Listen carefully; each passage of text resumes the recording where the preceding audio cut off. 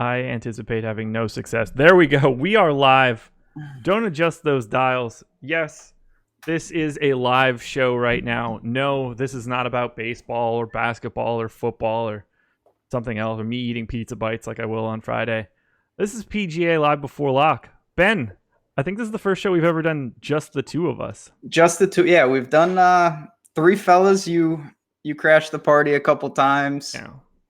We got you to get into a golf world. This is what happens. You do one show. I anticipate you trying to get back in because it's fun. Golf is an awesome DFS sport. As you know, I know you've been dabbling a little. I have. Filling in for Jason, who is, I don't know where he is. He's cruising somewhere, so I'm sure he's having good time. We got chat in rare form already. Obviously, we're here to break down the Colonial.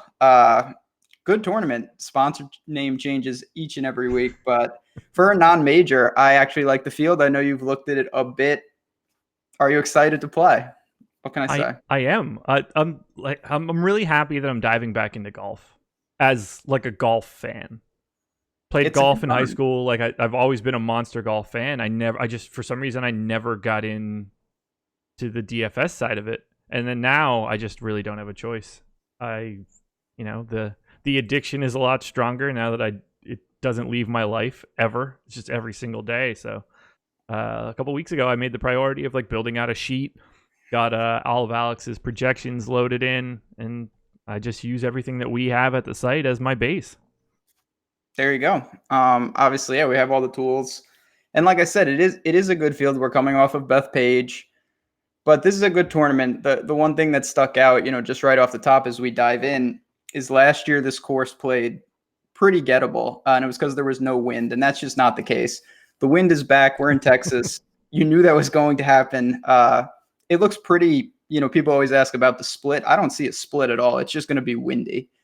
So take that for what it's worth. I think it's just going to impact scores across the board, and we're just going to see more of a placement point-esque, whereas streaks, bonuses, not going to be as pertinent with just tougher conditions. Yeah, so it's like aggressive wins, right?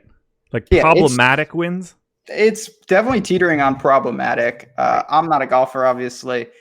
From what I've heard, it's more when it's swirling. Like if it's 15 miles an hour and they know where it's coming from, they can adjust, no problem. But when you get gusts of 25, 30 miles an hour, it's going to cause some problems. Obviously, you can adjust your greens hit, maybe put a little more on scrambling.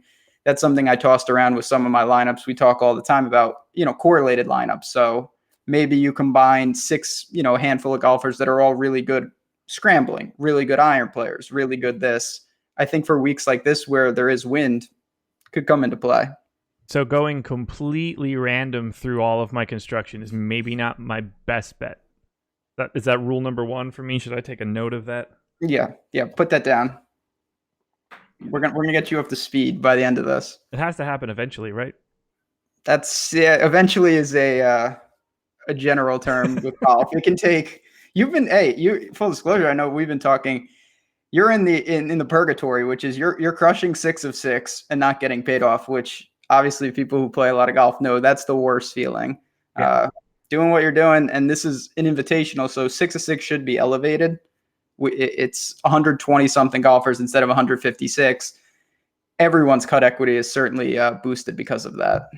So I heard you mention that yesterday when you were on with Tim, and it got me thinking about like what I think the answer for lineup construction is. And the only thing that I could think of was just being more aggressive with my exposures, since I'm less likely to have anybody be just completely out of my lineup by the end of Friday.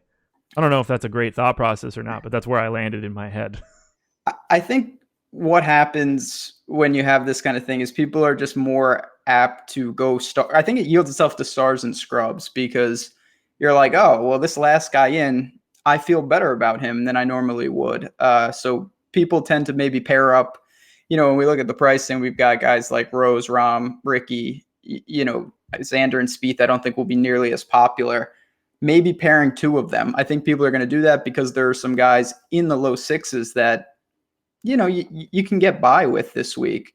Now, obviously, you want to be different even if you go into that zone. But I think all in all, that's where it lends itself. So no doubt you're going to see a lot of lineups that are really aggressive because of the invitational. Yeah, I feel like that's sort of what my problem was over the past couple of weeks. I was casting too wide of a net. I've got too much baseball in my head where I'm basically playing, every player that's in the entire player pool in some form.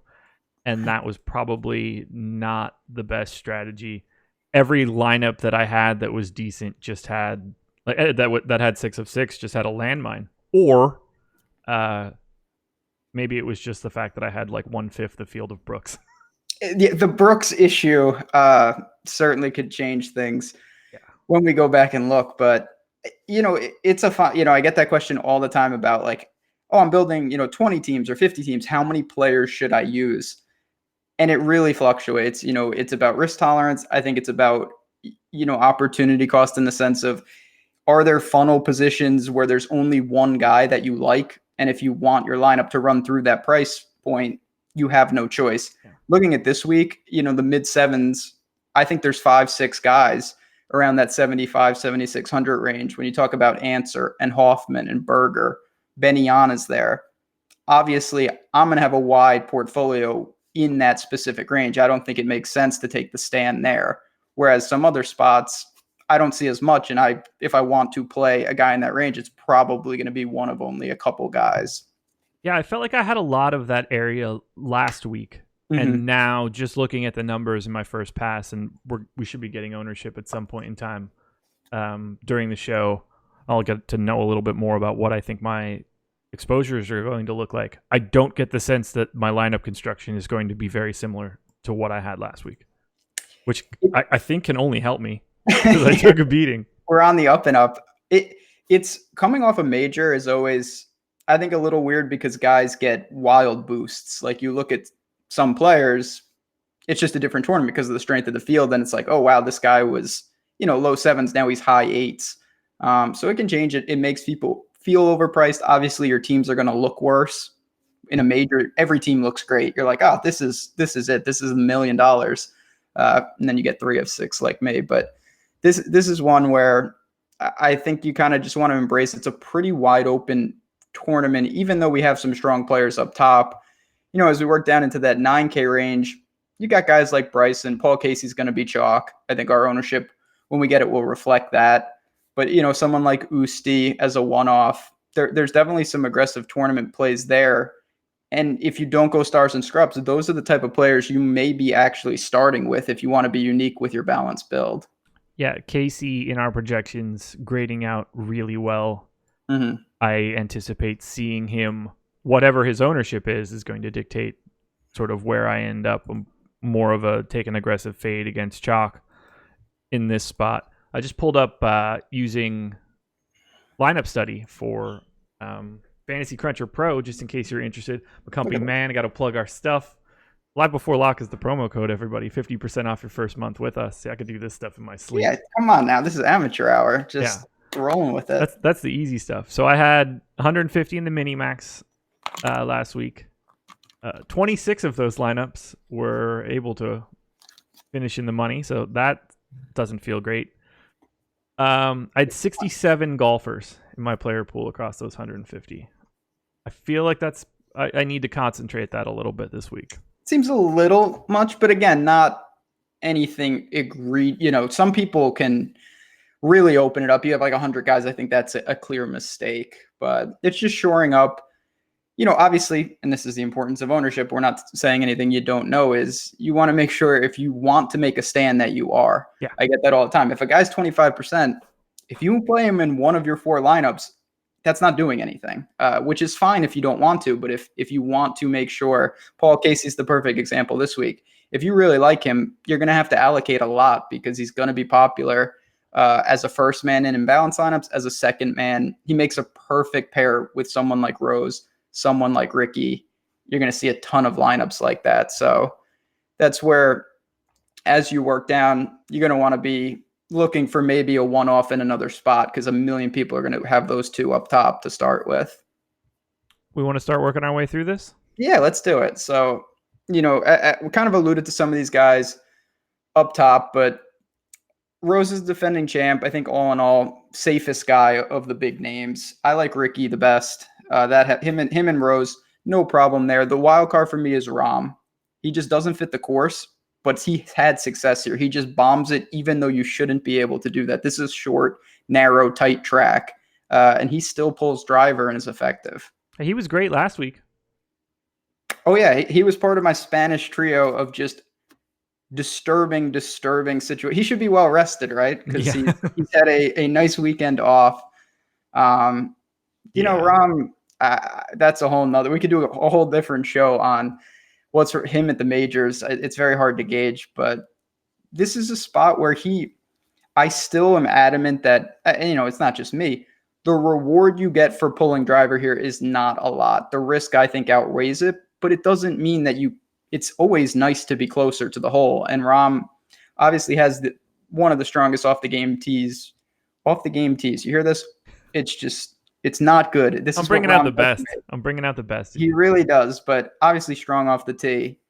I think he can utilize that. I still am more apt to take the savings with someone like Ricky, or just go get Rose. Spieth, load up on him.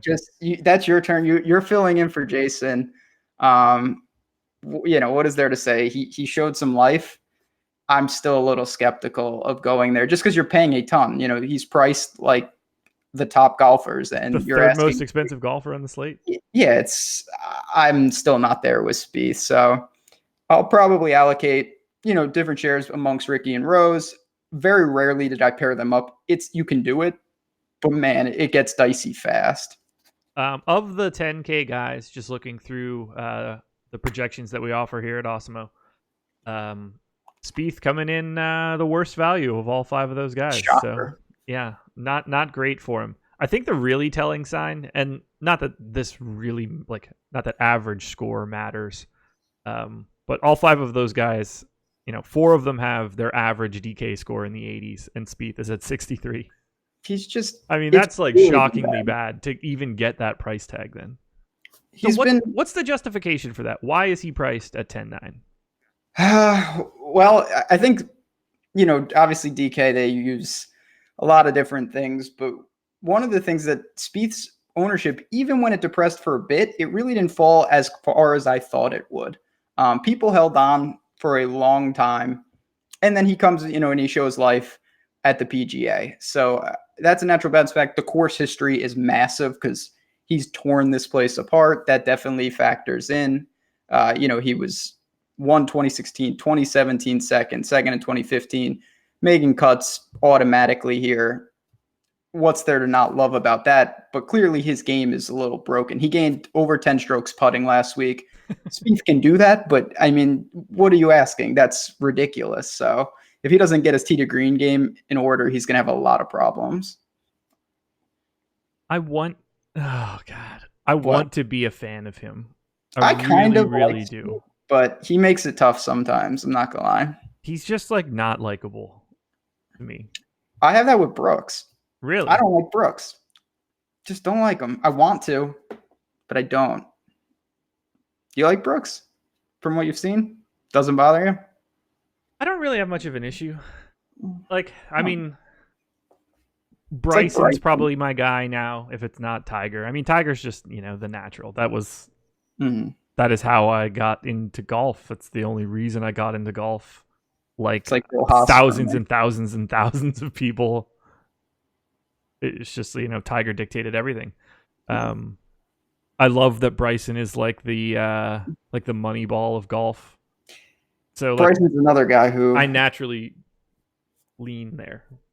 He's an interesting cat, and he's a perfect segue to get to his price because he's in the next tier. Yeah, let's talk about the 9s. And he's playing a great question we just had in office hours, which another reason why you should sign up. Cool feature that we have. And someone asked me about office hours about Bryson. The stats really don't bear it out because he's been bad. There's no doubt about it. He was cut at Heritage, cut last week. But this is a guy that not that long ago at the tail end of 2018, I think it was pretty clear he was playing better than anyone. Ripped off 4 wins in a short amount of time. He's a Texas guy. And the off the tee game is still very, very solid. The irons need to be better. He was ice cold on the greens at Heritage.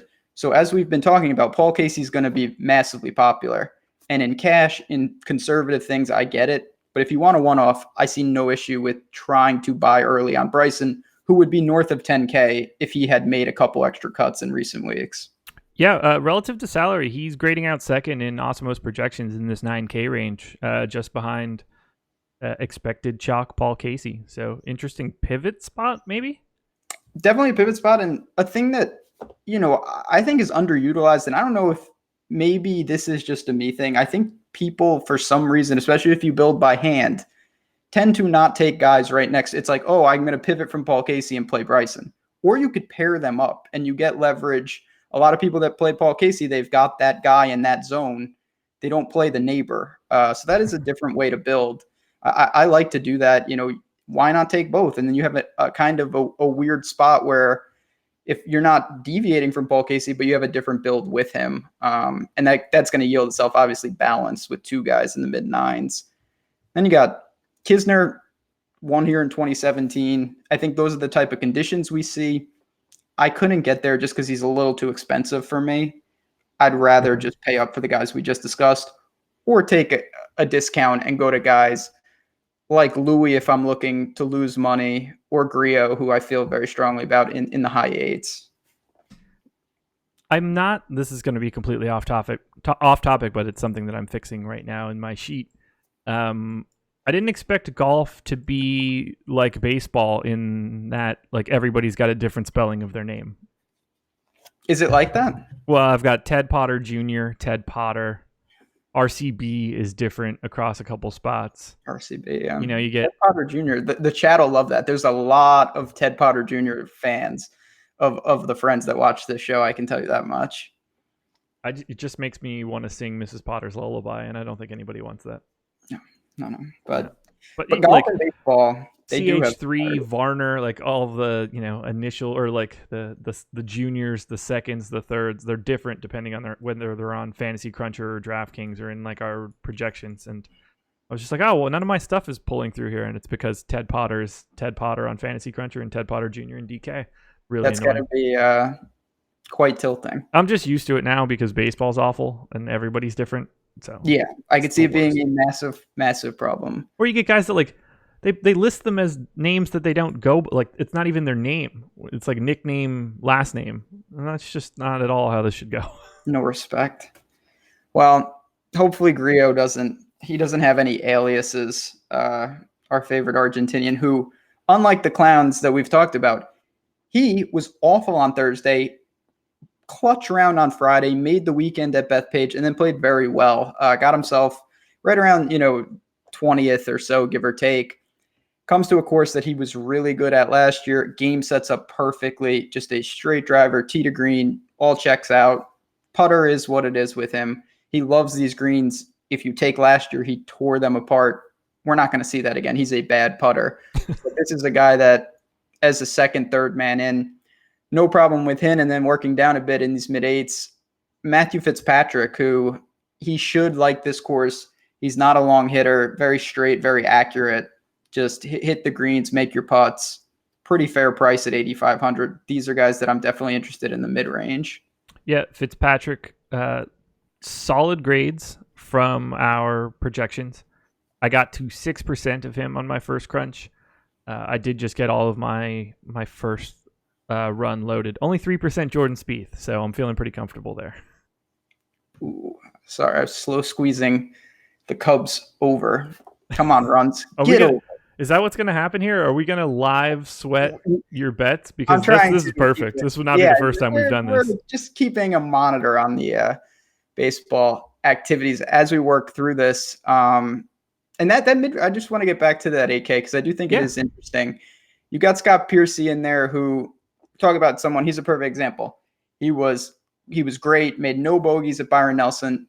PGA pricing comes out and he's 6,500. Yeah. Everyone's like, oh, this guy, this is the easiest play ever. Chalk. I got a little scared off him. Played very well again. Now he's 8,600. Yeah. Now it's a much weaker field. I get that. That's it's a totally different situation. You're not asking him to make the cut anymore. You're asking him to really be one of the better players on your team. So can the game translate? Yeah. But as we'll have to check in on ownership with a guy like that. I'll probably let that dictate what I do with him when I have guys like Griot with Fitzpatrick, Joel Dahman is playing phenomenal, probably going to be popular as well. Chez is there if you want to go there. Other options in the 8K range to choose from. I'm being told that 6% Fitzpatrick is not enough Fitzpatrick. I think that's a pretty accurate statement, whoever told you that. Okay. I got the 10% Horschel. And again, I'm running the Awesemo.com projections. 10% Horschel is the most of anybody I have in the 8K range. Okay. You're about to tell me that you don't like it. Tell me why. Billy Ho, I go back and forth with him. This is a guy that's made legitimately like 25 out of 26 cuts, but he just hasn't been paying off in the sense of he's not killing lineups, but he is not getting there either. And it really seems that your out is that he has to get really hot with the putter, which he shows that he can do it, but it's usually on Bermuda splits. This is bent grass. This is what I need, man. I'm looking over his recent form and even expanding it. His big finishes, he gained 9.4 strokes putting at Honda, came in 16th, 5.4 at Waste Management, wasn't even that good, 2.7 at Farmers, and he was good there, which is a little different. But, even going back to late 2018, he was just gaining a boatload on the greens during the FedEx Cup. So this is a guy, he can get hot, and he's a very solid player. If he was a little cheaper, maybe in the mid-sevens, I would go there. I would personally rather kind of go up to dominant or drop. Perfect segue to the sevens as we work down. Do it. Snedeker 7-9, I think, is one of my favorite plays on the whole board. Just feels underpriced, can handle wind, can go low if it's calm. Struck it well at Bethpage. Irons are coming back. We know he's a great putter. I allocated most of my shares there when I was in that range. So I have a lot more exposure coming in to this high sevens than I did to anything really in the eights. That seems to be sort of a gap for me. Fellow colleague Jake Hari in YouTube chat saying that he wants me to send over the nuts.csv file. I'll get that right to you. I can just, whatever I send you, just do the opposite. Just rule that out, process of elimination style. So I got to two guys in this 75 or higher range. Oof. Into 20%. So I'm really stepping it up in this range. Let me know your thoughts on Daniel Berger. Okay. And Ben Yan. Oh, you want to do one by one? Well, I'm just going to give you the two. Okay. Daniel Berger and Ben Yan. Okay. So both definitely in my player pool. Berger's a guy that I think I wasn't alone that he really, he had a wrist injury, fell off. I bought low. I think I was a little early, but now I'm starting to get paid off here and there. Still hasn't popped completely, but he's playing much better. Made 4 straight cuts. Last week after 36 holes, he was in the top 5. Now he completely fell apart. I don't read anything into that. It's the PGA. It's a different animal. The irons are starting to come back. He's always a solid putter. Gains off the tee without being a bomber. No problem with him here at 7-6. Ben Yan to me is the more interesting of the two because he was bad, finally missed a cut. Then he withdrew on a Sunday, which is like one of the more egregious things you can do in life. Classic withdrawal. Yeah, just like the classic I've given up. I did that in college a couple times. Did the old withdrawal on the last day. If I would have rostered you, I wouldn't have been thrilled because he By said the way, we have ownership. Oh, we have ownership. Okay. Just came out now. So shout out to Tom for getting that out. Yes, that is huge. We're going to dive in that. Last thing I'll say about Ben Yan. He said it was a neck. He said he's fine. He played at Bethpage. He played poorly. But when we look at the stats, it was his typical self. He gained 3 strokes tee to green, and he lost 6.3 putting, which you would say, wow, that's egregious. It is certainly egregious. That's in line with what he does pretty much every other week. He's lost strokes gained putting since the last one where he gained 0.5 on September 2nd, 2018. Since then, he has not gained strokes putting in any event. That's got to be really hard to do, right? It's very difficult. Just by random chance, you would think you'd string a couple together, but he cannot. Mahomes had no career touchdown passes the last time this guy gained strokes at an event putting. That's bad. It's not good. Yeah, you see? I don't even know what to say to something like that. Like, how can you be so bad at something, or at And why least do I so keep below playing him? average? I guess that's probably the right way to say Every it. surface too. Like Bermuda, bent, POA, it doesn't seem to matter. It's just bad. So really what's going to determine it, and you have it, what is ownership saying about that mid 7K range? Yeah, let's hit it. Just to circle back, Mhm. Casey, 22 right now. That's what I think we see him, maybe as That is the chalk number. yeah, he's going to be popular. There's no doubt he makes sense on every level. Yeah, let's take a look at that high sevens range, and then we can take a Mhm. peek at sort of some of the guys that we've already talked about, and just circle For back sure. to their actual ownerships. So in that 75 and higher area, highest guy we see is Benyon at 16%, and then we've got a crop of Zach Johnson, Sneds, Answer, all at 11. Those are the highest numbers in that range. Where is Charlie Hoffman? 8.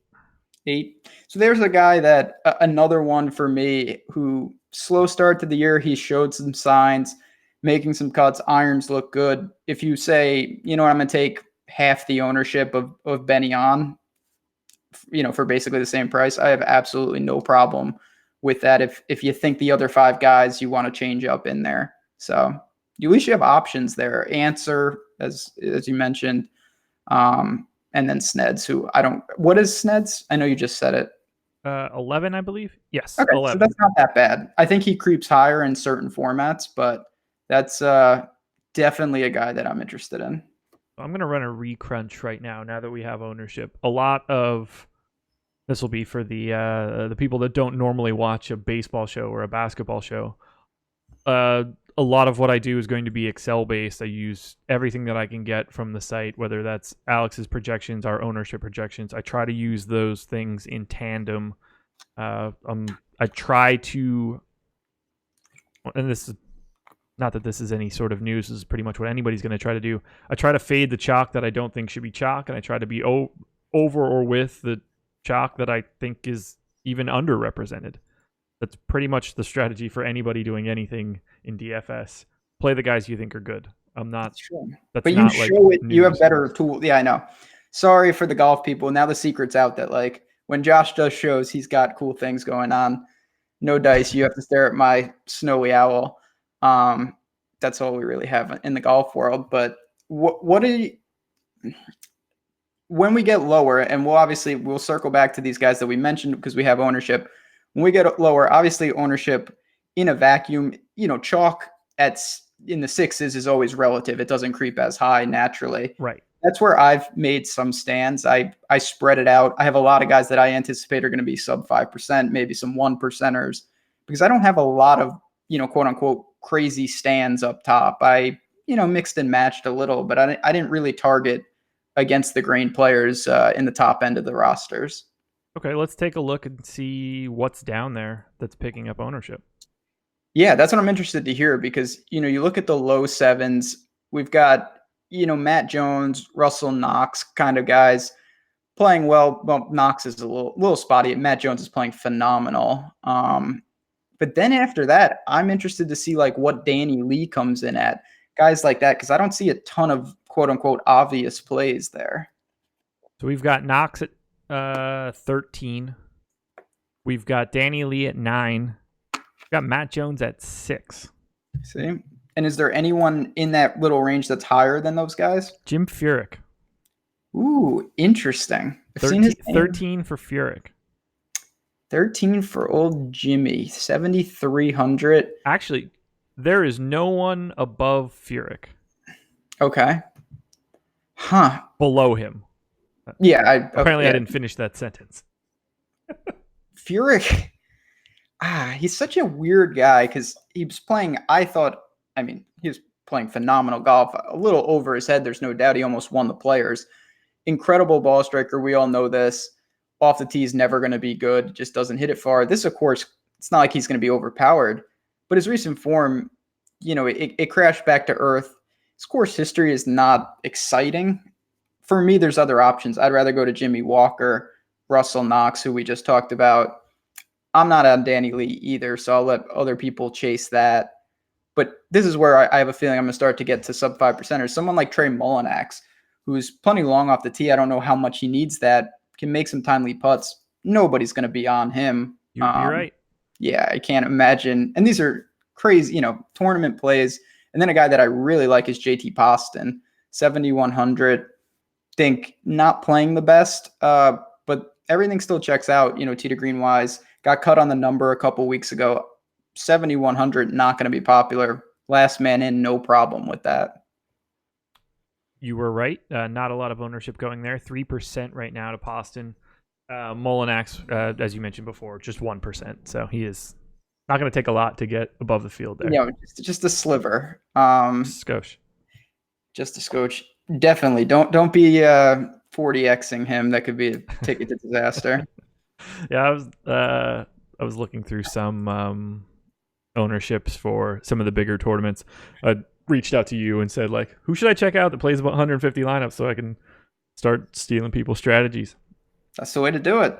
And man, some of those people in there were just playing like 50% of some real random dudes. Sometimes I wonder how do people land on that stuff? When you do that, when you do deep dives on, whoever you perceive as top end players, if you do enough of them, sometimes you're just, some stuff, it doesn't add up. And, that's where aggressive stands can backfire. That's where you get the whole picture of there's a lot of lineups that you don't see in the top 500 that sometimes don't work out, but it's definitely a good way to get better. I recommend people doing that. Have you looked at the ownership projections yet? I have not. I don't have them up. Nope. Okay. I'm going to start throwing a couple things at you and Sure. make you guess stuff because that seems like it'll be fun. Yeah, let them fly. 10K range and higher. The 5 guys above 10K. Okay. Who do you think is projected to be most owned? I'd say Ricky. You would be incorrect. Great. Not that you're like off by a mile or anything. Yeah, it's Speed. No, it would be. It is not Speed. Rose? No. Really? Yeah. I mean, we're narrowing it down, so it would have to. If it's Xander, that would be shocking. I would say Rahm. It is Rahm. 22% for Rahm. He is second behind Paul Casey in the entire tournament. That is interesting. It's not like I don't understand it because Rahm's course history, as we talked about, is very good. He's a fantastic player. I just figured coming off the miscut where you have Ricky and Rose, not that they were phenomenal, but they didn't burn you. And Rose is defending champ. That is interesting. I wonder how we see that play out across different tournaments. See how much I have of these guys. So I just ran the actual crunch. I've got my exposure caps for individual players. Crunched out 900 golf lineups while we've been talking. Spit that stuff back into Excel. This is my wheelhouse now. I'm right where I need to be. I'm nerding out in an Excel sheet. 3% Jordan Spieth. I feel pretty good about that. Yeah, it's not going to take much. But Ricky's my guy, and I'm pretty happy about that as well. I have a ton. Let me bring up what I have not finished building just yet, but I certainly am going to have a ton of Ricky. I've got 55% Ricky right now. That's more than me. And I probably will try to drive that down a bit, but there's no doubt that I will be going to him. He just allows you, not that Rose doesn't, but at the same time, Ricky, you plug him in, your lineup can take any different path. You can pair him up with another high-end guy. You can go balanced. You can still get cheapies if you want to at the bottom of it. I like the versatility with his price. He's going to be in a bunch of my stuff. I had a bunch of them last week in lieu of Brooks. So okay, great. One more slow squeeze with these cubbies, and then we're going to get to the 6K range. We'll circle back down. As you mentioned before, Casey is the chalk. Trying to see if anything else stands out in that area of stuff we've talked about, but nothing's really. Louis?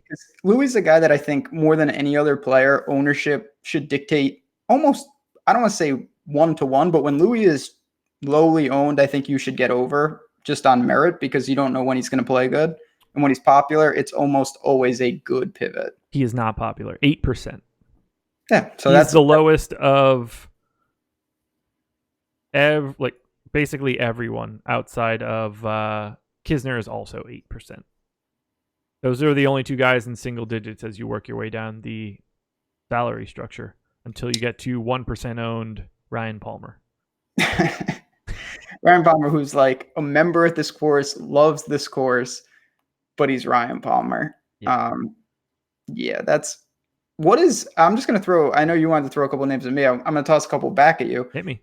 Ty Hatton, who's a guy, he's in the most crowded range on the site. We talked about a boatload of names. I assume he gets squeezed ownership wise. 9% right now. Grades out really. He's at 9% right now. Grades out pretty nicely in Alex's projections. I'm gonna get over on that. I was hoping maybe he would hover a little less, but certainly not someone I expect more than 10%. I think that 9 is towards the ceiling of what he could be at, and a guy. I'm still banking that some better performance are in there. He shows signs. He hasn't put it all together over here. He's a Euro guy. That's another name in that very crowded range. But it looks good to me. My current crunch has me over that number, so I'm happy. I do want to concentrate it a little bit. The most I have of anyone, and this is honestly just like luck for me.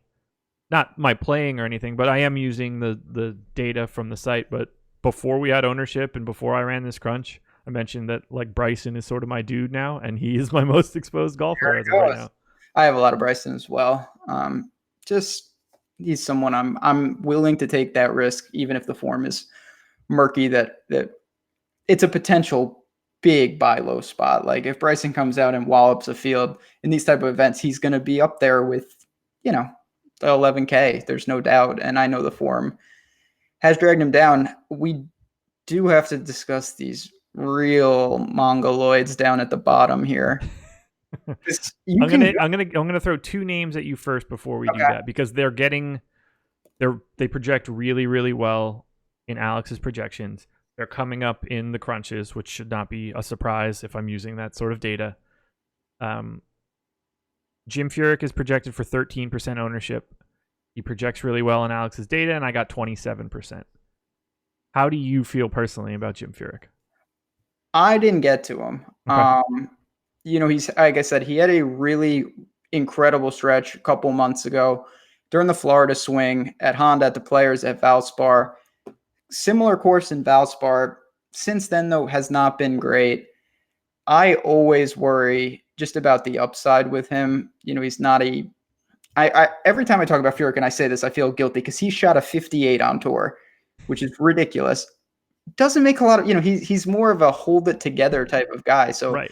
If you think it's very windy and it's brutally hard, maybe you get there a little more, but I would have thought his course history would be a little better. Obviously, when you stretch back, we've seen it in the past, but in recent years, not the best for a guy. And the opportunity cost, when you look at, for me, Jimmy Walker, Russell Knox, CT Pan, if you wanted to go against the grain, I have them all ahead of him. So okay. I may end up with a sliver, but for me, there's just other options. Okay. Jim Furyk, that guy. Is Jim Furyk like 77 years old? Because I feel like he's been old the entire time he's been on the PGA Tour. Yeah, he looks the same. Yeah. Like it was like, 28-year-old Jim Furyk, he just looks exactly how he looks now. He's up there, and he's an incredible player. I'm a huge Jim Furyk fan. I feel like sometimes with Furyk, it's a little overblown, and obviously his run at the Players has given. I mean, we've seen him get it done this year, but I'm not going to be there, especially if he garners 10+% ownership, which it looks like he's gonna. Yeah. Other guy that I wanted to mention that I'm seeing double digits for me, and we are getting now into the sixes. Oh boy. In fact, this guy is 69, which is nice. Brian Harman. Kevin Streelman. Okay. I'm glad you said him over Brian Harman. I'm not on the Brian Harman train.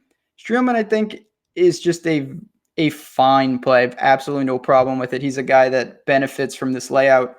My big red flag with him usually is long irons. This is not that type of course. He can get wedges in his hand, keep it straight off the tee. He's certainly not a bomber. Course history doesn't stand out in any way. price seems fair. So last man in, I don't think he's making or breaking your lineups. He's good at Heritage, which is definitely a comp course. The irons have been on point lately. So hard not to like him when you look at who he's around. There's some guys maybe with more explosive upside, but they incur a lot more risk than Streelman. So here's a question, and I don't really know the answer to this. This is more going to be a construction piece, because this is how I would look at it in a different sport, but I don't know if golf would be the same. Streelman projected 12% ownership. That's the highest number of any. Like, there's no one higher below him. There's not a ton of guys higher in this immediate area into the sevens above him.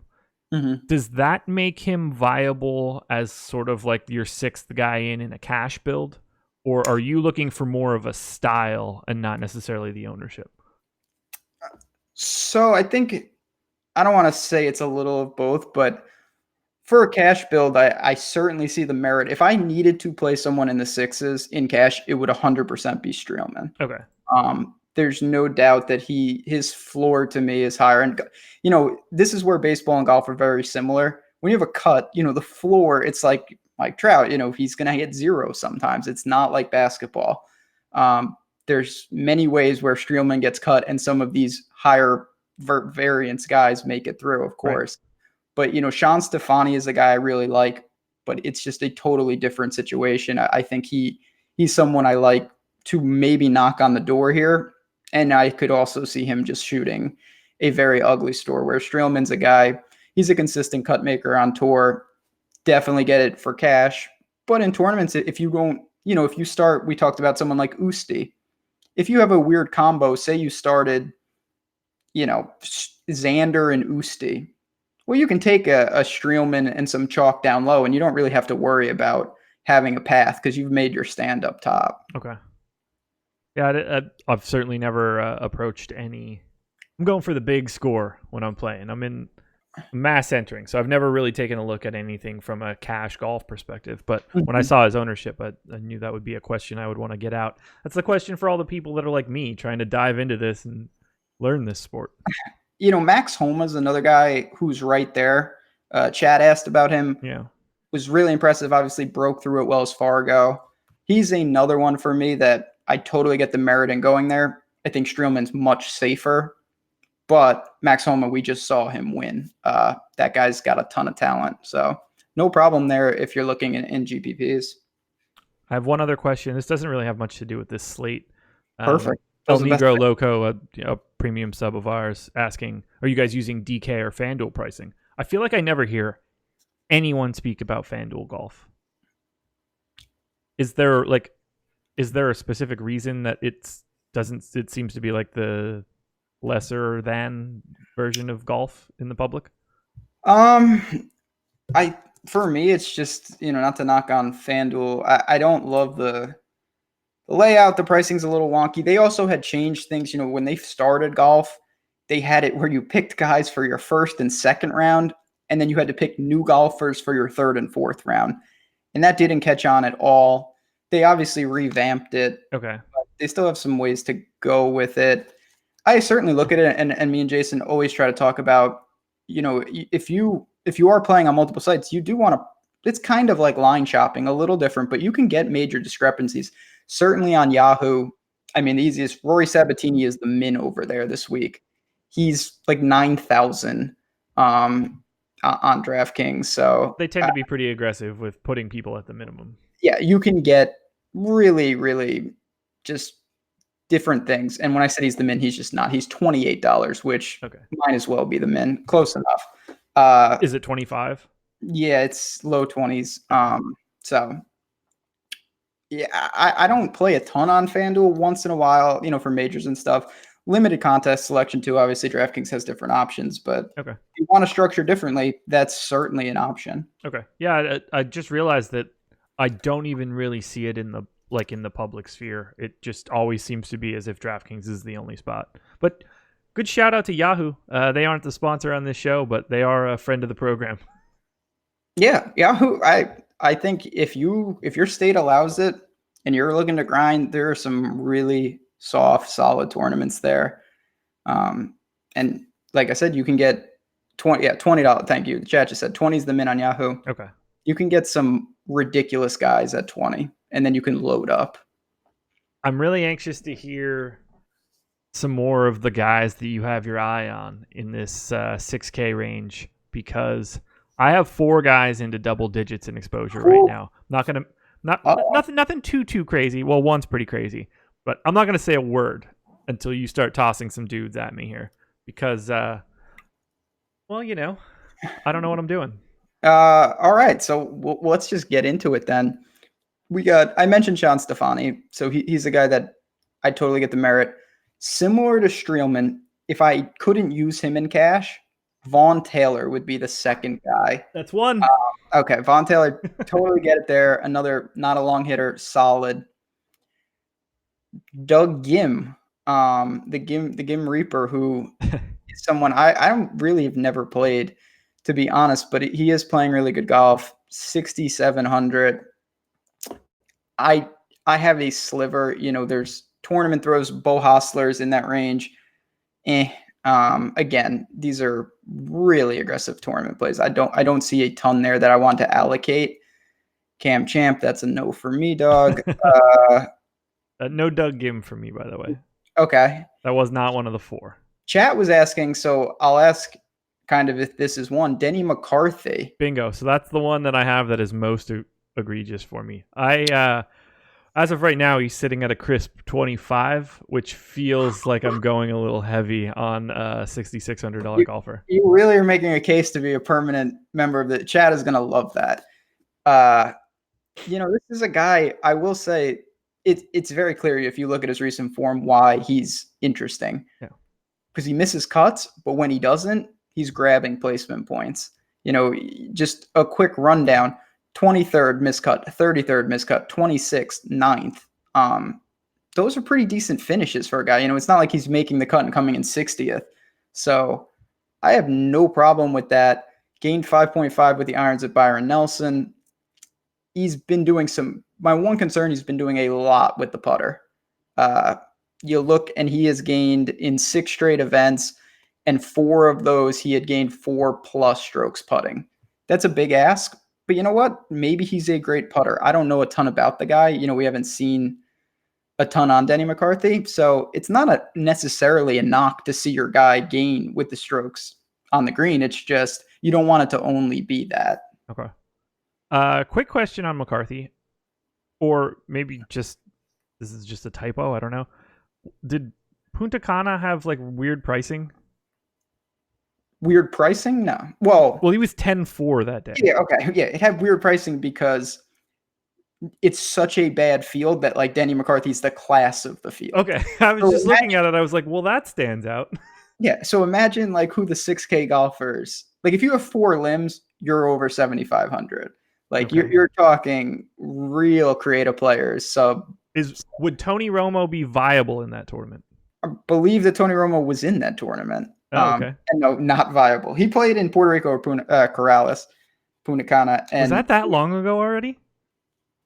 No. No, that was he's played twice. Okay. Okay. I was oh my God, time is moving too quickly. Yeah, time is a flat circle.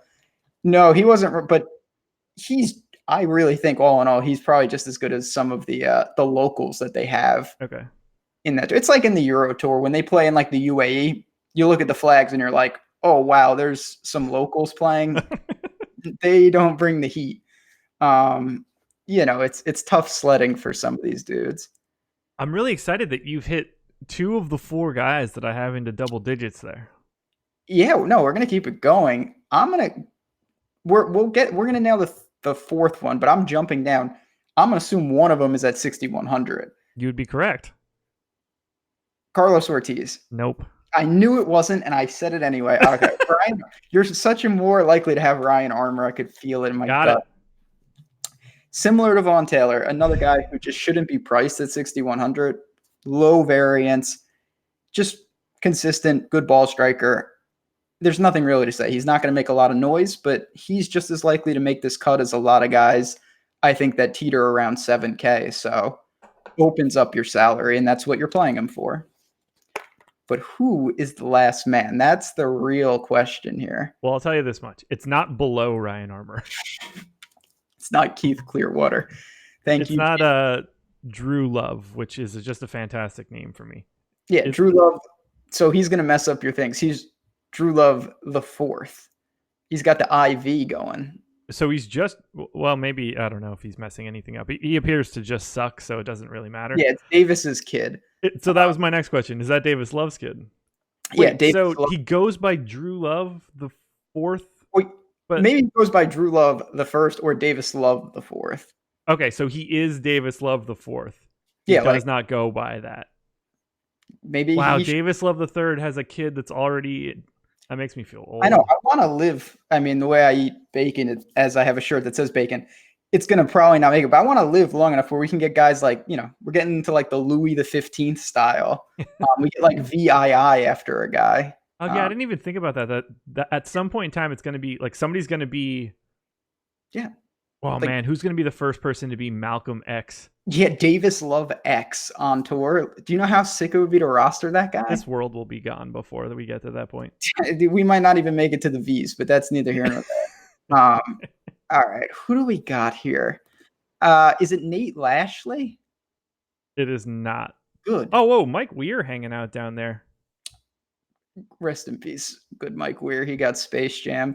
Nate Lashley's a guy I do want to talk about. I think yeah. I mean, hit me with the guys that you actually want to talk about too. That's more important than people guessing what I got. I don't even have a ton of him. Do you have the ownership on him? Price? 6,400. Okay, I just wanted to make sure I was looking in the right spot. 3%. Interesting. See, I thought he would be more 5 to 10%. He's just a guy, he's made most of his cuts this year. He's 8 for 10. I thought that'd catch a lot of people's eyes.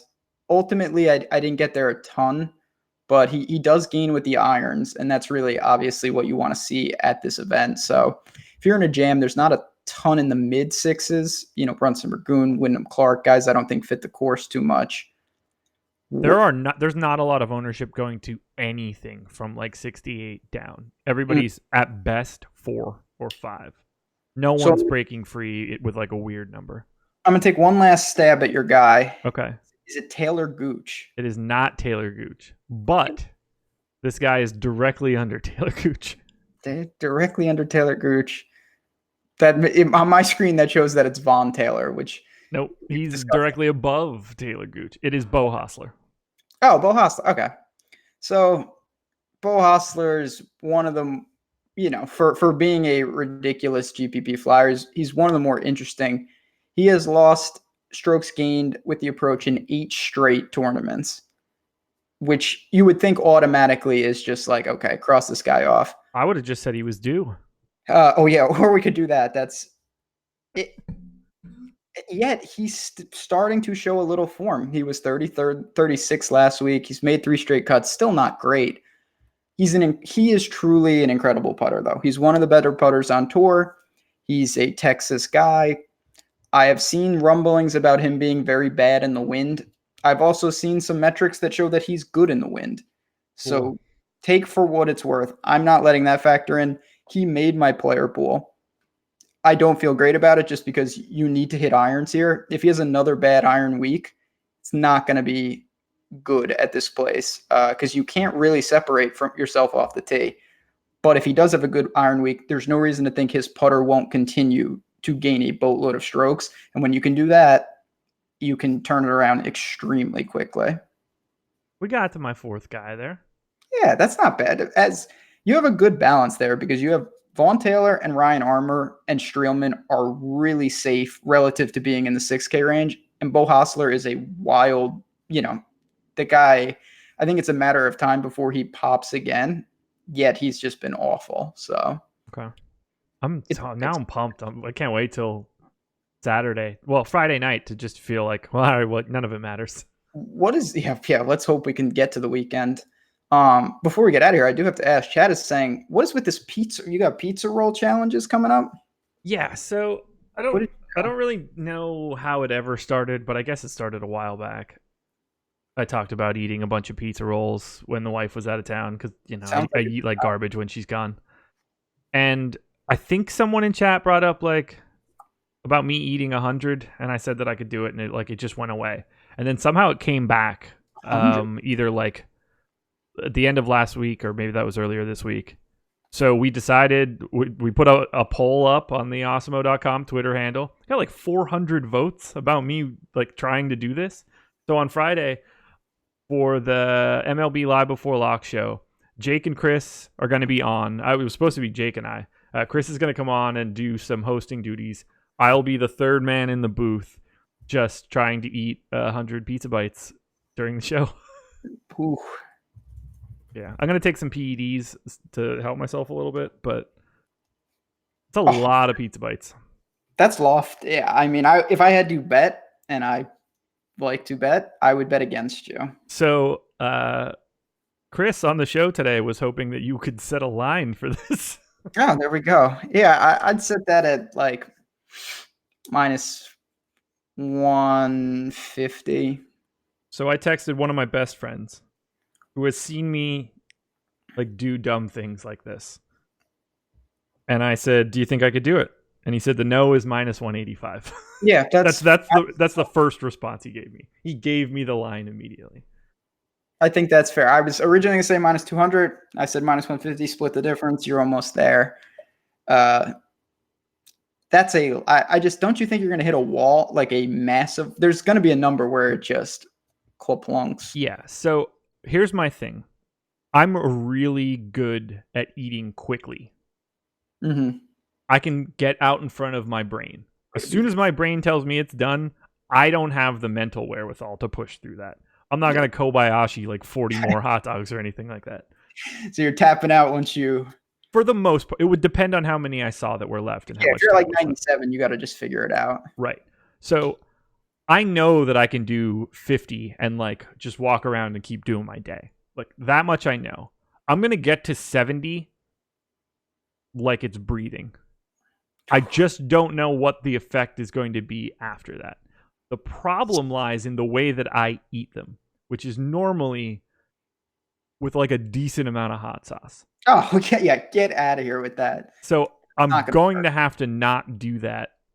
Otherwise, I'm going to just take in too much hot sauce. Yeah, just 2 bottles of Frank's Red Hot, just that'll end you. The key will be temperature, because I need them to be perfect to start so that I can get out hot and get out cooking. So I don't know why I keep using food metaphors. I was going to say, puns intended, just smoking. So as long as I can pop that first one and it doesn't, I either need it to fully burn my mouth so that the rest of them won't matter, or to be good. And then I'll put 30 away like before Chris has done his intro. When is this show? Friday at 6 Eastern. Friday at 6. Okay. Yeah, people slide into the DMs if you want to. This is going to be interesting. I want to hear your thoughts on this. I'm going to have to tune on in because I want to hear and see what this entails. That is a lot. Man, interesting. I think someone said earlier that it's like mid 3s in pounds of food. And it's Mine is starting to juice. It's like 3,500 calories. 3.5 pounds of food doesn't feel like that troublesome to me. I would have expected the number to be higher. Ew, Dope Heathen in chat. Is that a friend of the program? Who? No. Make 50 in the microwave and 50 in the oven. Get out of here. You think I'm going to put them in the microwave and then do this? No, sir.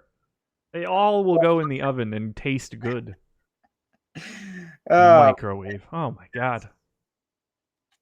Not happening. My goodness. Cubbies 7-3, bottom of the 5th. That's good. I need a half a run. Let's just go. I'm going to hit you with the top 10 guys in ownership right now. Okay. I'm going to want you to give me your thoughts, and then we'll get out of here. What do you say?